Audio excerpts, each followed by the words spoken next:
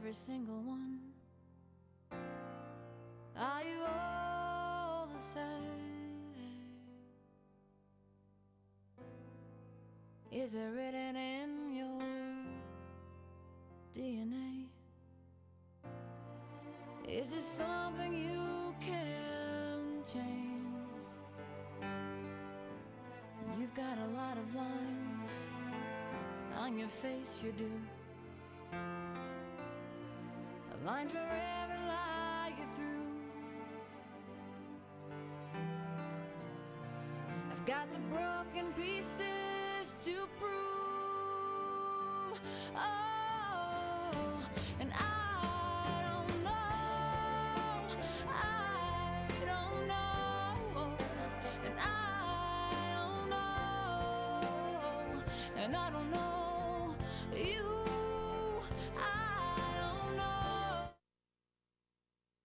Clinic that doesn't want to stop today. That music was beautiful. The mobile stretch clinic that takes yoga to the people.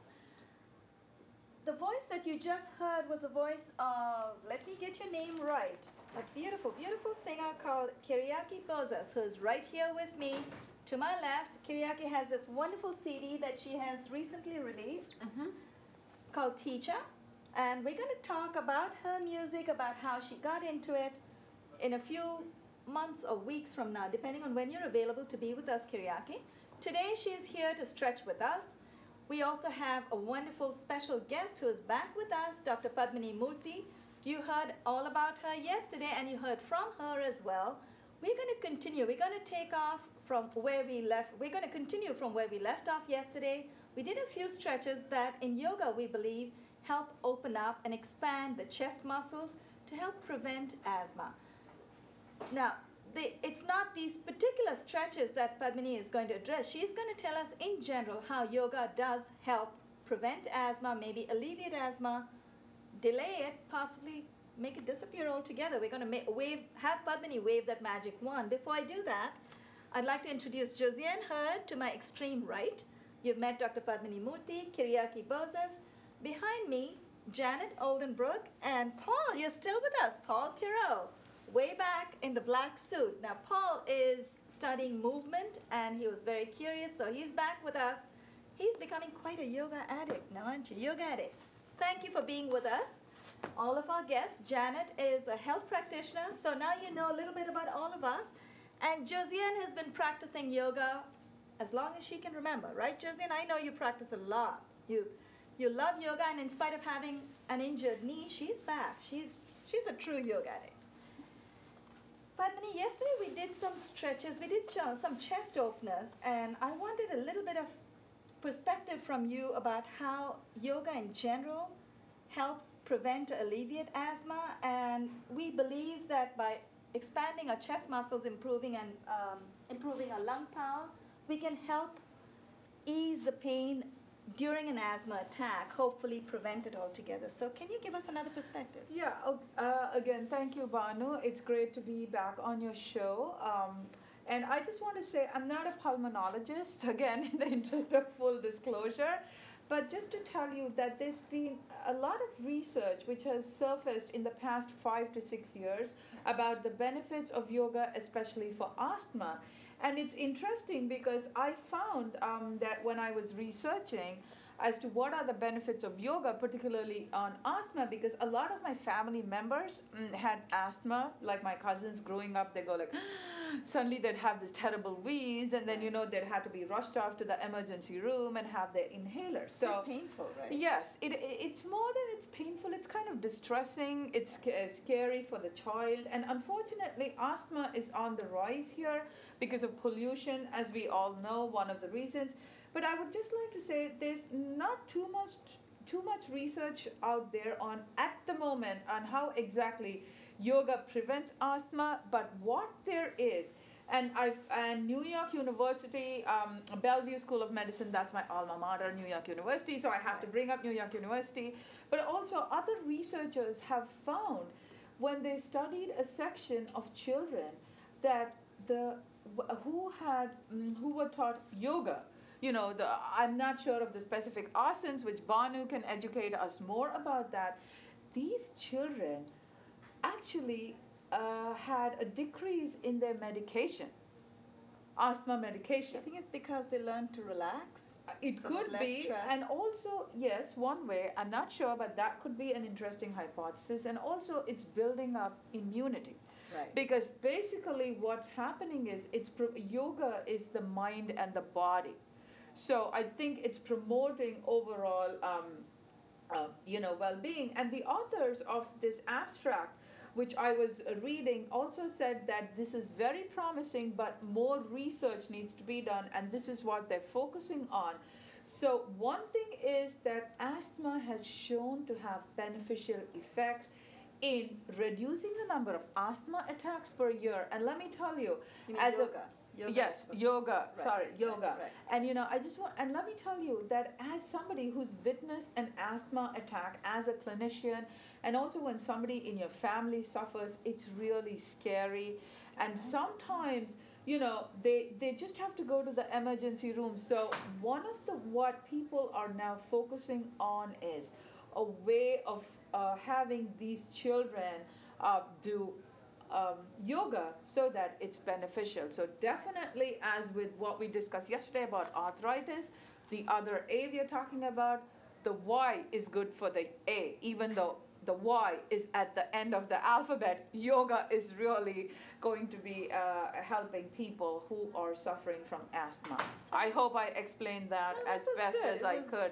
Again, I'm not a pulmonologist. When you have a pulmonologist, they could go into more of the lung functions you have just discussed briefly. But definitely there are a lot of benefits, and more people are looking to add yoga as a part of the whole cluster of how you are addressing these issues. Right. Well, thank you so much. That You're was welcome. fascinating to listen to. And we are trying our best to bring a connection between yoga and medicine. And in this program, we're going to do the best we can to help you understand in very simple terms what we believe in yoga, in yogic circles, what we believe might help prevent asthma. And again, not from a medical perspective, but we feel by helping us expand the lungs, by giving space between the ribs, stretching intercostal muscles, we're actually improving lung power. So on a very basic level, that's what we're trying to do. So we're doing chest openers to help prevent asthma. From a medical side, as Padmini just explained beautifully, there are a lot of other ways to look at these preventive postures. A lot of other things that you can that we can gain from these preventive postures, including being immune to various ailments. You're talking about immunity. Building immunity. I said it helps to build like any exercise, as with any other, like yoga also is good. Again, it's regular exercise. Right. It's not that you think, oh, I did my exercise and Today, then and lay we're done back with for like the next 3 months and say like, hey, where's my immunity, or why don't I feel good?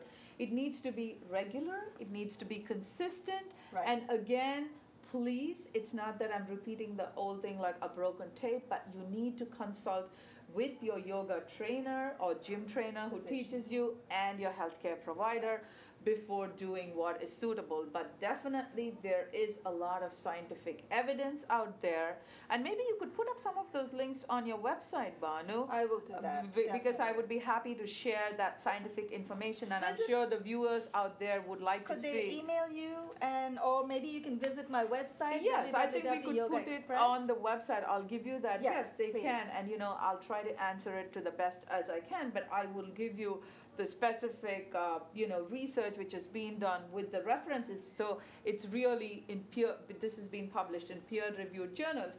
And I would just like to say, it's not my bias showing as a physician that it's what is called evidence-based. Yes. So definitely there is evidence, and there is building up evidence. It's not a crime scene we're talking about, that it can help certain ailments, and asthma is one of them. Fantastic. At least we're on the right track. Even if we did not, I know, for instance, when I was young, my mother would make me do certain exercises. For instance, trataka, closing your palms over your eyes and moving your eyes from side to side. That's actually exercising the optic nerves. But if I ask my mom, why do I have to do that? She said, just do it. So we never ask questions. But in yoga, we are starting to question. And now that we have the medical field is helping meet us halfway. We're trying to find answers through doctors like Padmini and other specialists out there. We're trying to find answers to some of the questions that yoga may have raised in our minds. We hope that yoga is keeping us on the right path to preventive healthcare. Today we're going to try and focus on another everyday condition. And I remember you mentioned this is not a disease, and I definitely don't believe it's a disease. It's an everyday condition that we all go through from time to time, constipation. Again, in yoga, we believe, we're just talking at a very simple level. Constipation, we believe that if your bowels are not freely, if your bowel movement is not very free, all we do is we help massage the internal organs. Now, again, we're trying to address the issue of constipation without taking any medication. So that's what yoga is all about, doing our stretches, massaging the internal organs and glands. So we'll go into a few of those stretches, but before a few of those stretches that we believe in yoga, we believe help prevent constipation. Before we do that, can you shed some light about what might cause constipation? Or is that a cause in itself? No, there are quite a few. For example, hypothyroidism, and then somebody who is suffering from irritable bowel syndrome. The reason I wanted to bring up irritable bowel syndrome is there are a lot of women who are prone to irritable bowel syndrome. One of the reasons is stress, and irritable bowel syndrome has two spectra. One is diarrhea, one is constipation. So very briefly, Wow. These are two conditions you can. And the way when you talked about constipation is, again, yoga helps people relax. So again, there has been scientific evidence, and I'm just reading here from this, which I have. It's not that I need a cue card, but this study was interesting because it was conducted in the Department of Physiology in All India Institute of Medical Sciences in Delhi, India, which is a premium medical institution. And in interest of full disclosure, they're not paying me or Banu to endorse them. But I found this article fascinating because the studies they found that they also mentioned it would help to reduce dyspepsia, that is, acid burn, Acidity, right. and even irritable bowel syndrome. So maybe that's what you're saying. It might help to alleviate the symptoms of constipation, Right. which occur because the cause Because is of those something causes. else. So I hope I've answered your question No, that's and beautifully shed put. some light on that. Yes, thank you so You're much. welcome. We're going to try and do a few forward folds that will help massage the lower abdominal region. Let's start with a standing posture. We need to get the blood moving. We need to get our legs, moving nicely, the blood circulating through. So heels together, toes slightly apart. I'm going to stagger myself. Padmini and Kiki, if you can come forward, and Josiane, you're fine. Heels together, toes slightly apart. We're going to go into a posture called Padahasta.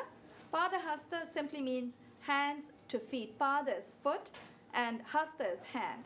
So palms by your side, heels together, toes slightly apart, chest out. Tighten your gluteal muscles, your lower abdominal muscles, and your lower back muscles. Inhale, take your arms up to shoulder height, palms facing down. Now keep inhaling, take your arms all the way overhead, palms facing in. Clasp your palms together, and this time what we're going to do, we're going to fold from the hip. As we exhale, tighten your lower abdominal muscles. Make sure your lower abdomen touches your upper thigh. Exhale and fold. Try to keep your back as straight as you can till you come down all the way. If your hands don't go down all the way to your toes, that's fine. Place your hands at your ankles or on your calves, that's fine. You'll also feel a beautiful stretch in your hamstrings, but right now the aim is to feel the pressure of your lower abdomen on your upper thigh. Keep your head down, hold, make the connection, place your palms somewhere on your lower limb. So your toes, your ankles, your calves. Inhale, come up. Pause for a second at midpoint. Keep inhaling, bring your arms all the way up. And exhale, bring your arms down by your side. This time we're going to go, bring your arms down, all the way down. Keep exhaling. We're going to go down into a very intense forward fold. Actually, no, let's save that for the next one because it's great for preventing. Well, let's take our Uttita Pada, raised leg. Uttita is raised, Pada is foot again. I'm going to stagger myself. This is a bit of a balanced posture, but the idea is to raise one leg to feel the pressure. So your leg, try to bring your leg up as high as you can. If it is not straight, that's not the aim today. It doesn't matter if your knee is bent. And we're not going to do it. We're going to do it with the help of our hands. So keep your feet, heels together, toes slightly apart. Now, inhale, bend, turn your left leg at the knee. Bring your heel up just a little bit. Now raise your left foot and very gently hold your left big toe with your, let's not go into a balanced posture then. Are we all okay? Okay. Let's try that. Hold on. Oh, you're using the left hand, right? Hold your left big toe with your left hand. Exhale and try to extend. Now make sure you just feel the pressure of your left leg. Why don't you hold on to my shoulder, Padmini? Yeah, that's it. Just raise your left leg. Now, the moment you hold on to your left big toe, what happens is your thigh, upper thigh, comes closer to your lower abdomen. Exhale and release. Let's take the other leg. Feel free. Now, bring your right knee out just a little bit. Transfer the weight to your left leg. Very gently hold your right big toe with your right hand. And folks at home, feel free to use the back of a chair for balance. And very gently try to extend your right leg. I can see through the back of my eye, I can see Janet's leg going out all the way. And she's going to get right back in. Wow, nice. Now make sure your upper right thigh presses against your lower abdomen on the right side. Exhale and release. Let's get into a seated forward fold. So you can feel a wonderful compression of the lower abdomen against the upper thigh. It's a very simple fold, but very effective. Sit on your heels, knees close together. It's called Shashank or rabbit. Inhale if you need to sit on a brick. If you're not very comfortable, feel free. Sit on a brick, folks at home, just so you can feel the pressure of the lower abdomen on your upper thigh without any tension. Inhale. I'm going to stagger myself back just a little bit so we don't hit each other. Inhale. Take your arms up to shoulder height. Padmini, where's your brick? I don't know. Okay. Maybe it's gone. Where does the brick go? Oh, the brick, just move your knees apart and you can sit on it right this way. Oh, okay. Yeah, and then you can, if you want, you can bring your knees together, but you don't. Kiki, are you using a brick too? I'm not going to use a brick right now. No. So you're okay with your knee? This one. You're very brave. I know, I can see you moving a little bit. You're okay, Paul? Yeah, sit down. Feel free.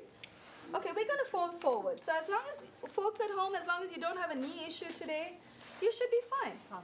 Now, make sure...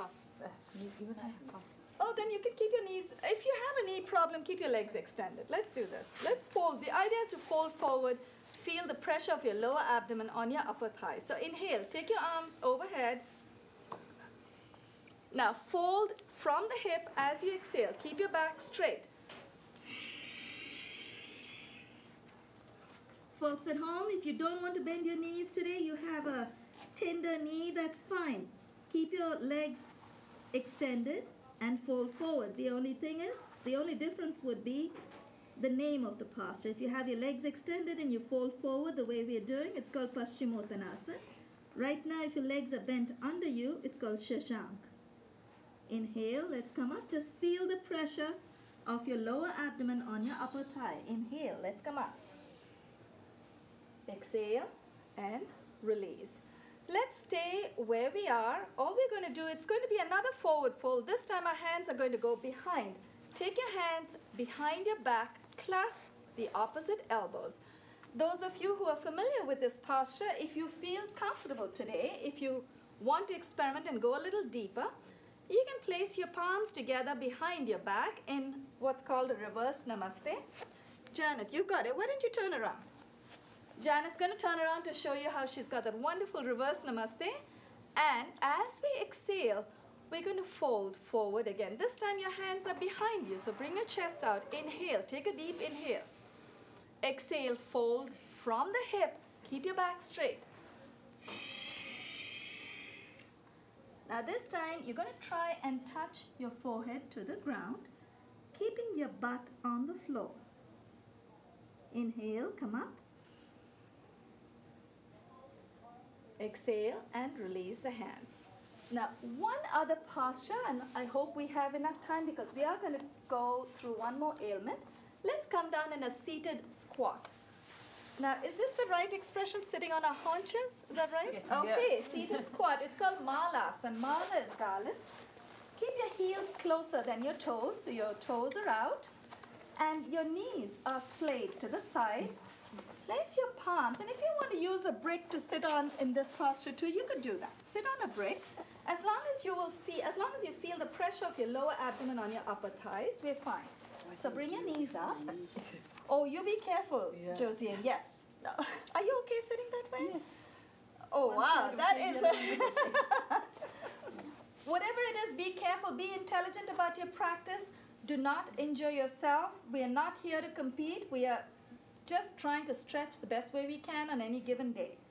So splay your knees apart, and then push your knees with your elbows. Place your palms together in front of your chest and try to sit upright. Now, if you will feel a little bit of tension in your lower back in this posture. If that happens, feel free to sit on a brick. Now, the idea is just to feel the pressure of your thighs, your upper thigh on your lower abdomen. So if this posture doesn't do it for you, we can always experience that pressure in another posture. That's fine. Let's hold. Exhale and release. We'll do one little twist and then move on to some standing postures, standing forward folds. Have your legs, keep your legs extended out in front of you. Feet are flexed. I hope my feet are not too dirty. All right. Now, place both your palms on your right. Turn to your right. Now, what we're doing this time is trying to squish the lower abdominal area. So when we turn to the right, we are massaging the inside of our organs, and hopefully we're going to help ease any constipation conditions. Now, as we exhale, we're going to dip our torso to the right. Now, if you want to go further down, as Janet is most likely going to do, and so is Kiki, you can take your hands, your palms further away from you. Exhale and dip.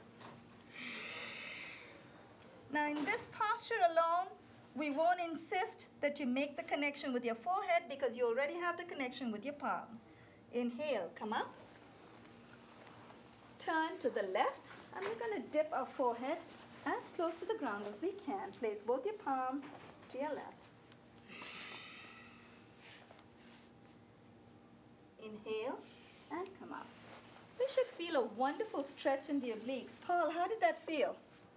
Did you feel any stretching in your obliques? Yeah. Do you feel any pressure?